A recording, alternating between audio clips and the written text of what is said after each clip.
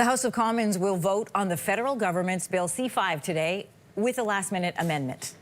So consultation, cooperation, engagement, participation is at the heart of C-5, and that is how you build a nation. The bill will no longer include the Indian Act on the list of legislation that Cabinet can now override in order to greenlight resource projects deemed in the national interest.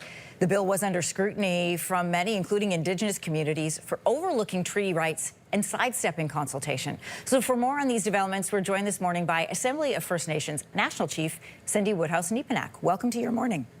Well, good morning. You had previously said Bill C-5 poses a serious threat to First Nations and to treaty rights. How does this last-minute amendment change your assessment? Well, we're thankful for the amendment, but I think that there's still many more amendments that could have been added that were rejected. And I think that, I think that we also leaving out First Nations from coast to coast to coast who are experts on the ground, on many of them on environmental issues and treaty rights themselves. We didn't even get to hear from them. This, the committees this week heard from very few witnesses and not many First Nations people at all.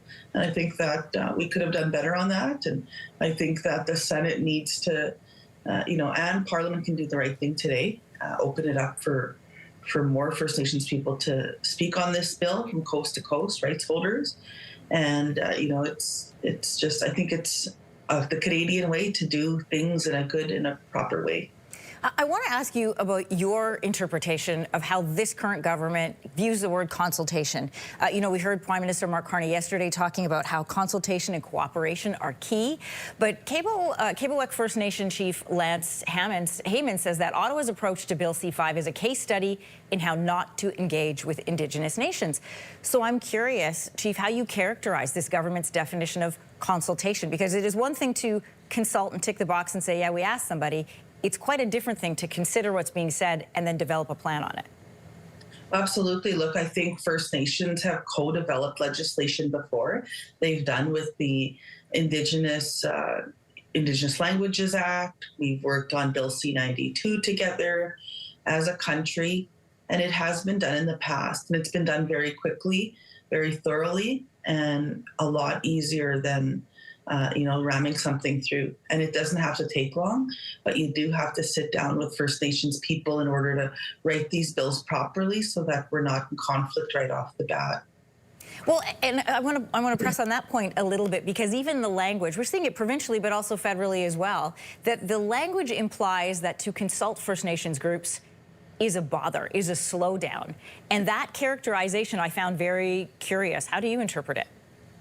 Well, I think that if people are going to come after resources, they're going to have to speak to First Nations. Nothing's going to move in this country. All of Canada is traditional First Nations territory. And First Nations want prosperity as well, but they don't want it at the expense of their rights. And they don't want it when people are trying to ram bills through. I think the better way would be that make space for them, especially for next week now, if the bill does pass today and it does go to the Senate, that the Senate makes more space for First Nations to come in to talk about amendments, to talk about what they like or don't like about this bill. We haven't even given them that space.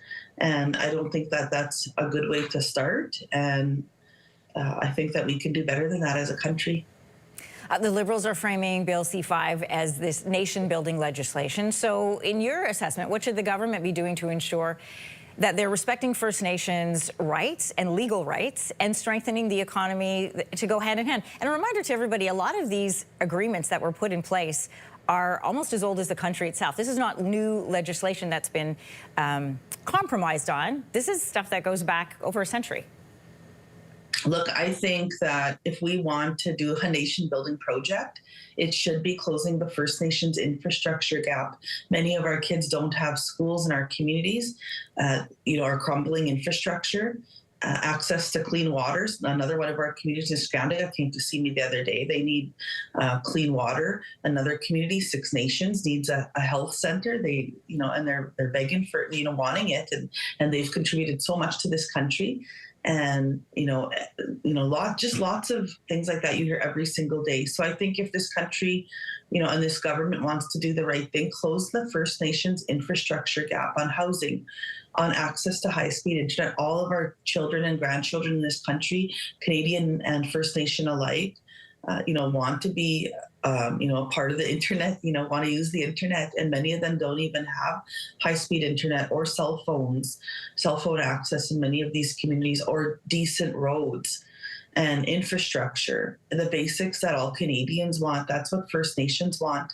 And I think that we can get there by working together, and that's, closing the infrastructure gap should be the number one project for this country. The Indian Act will be one of the exceptions that Bill C-5 cannot override. It is expected to pass today. What are your remaining concerns? Look, I think there's a lot. I know it's been a quick 7 days. We just finished our legal opinion 2 days ago, so I'm still reviewing that. But at the same time, I think that there's lots of other amendments. The other confusing part is, I know that I'd like clarity on this from this government. The Prime Minister talked about free, prior, and informed consent, but it's not in the bill. So is that going to be added into the bill today? And, I think that's, one of the questions. And look, consultation and dialogue is a two-way street. You have to be having dialogue with First Nations and back and forth. And we haven't even had the chance or time to do that. So there's lots of unanswered questions still. Assembly of First Nations National Chief Cindy Woodhouse Nepinak, great to have you with us this morning. Thank you. Thank you. Good morning. If you like that video, make sure to subscribe to the Your Morning YouTube feed, where you can find all kinds of new content posted every weekday morning.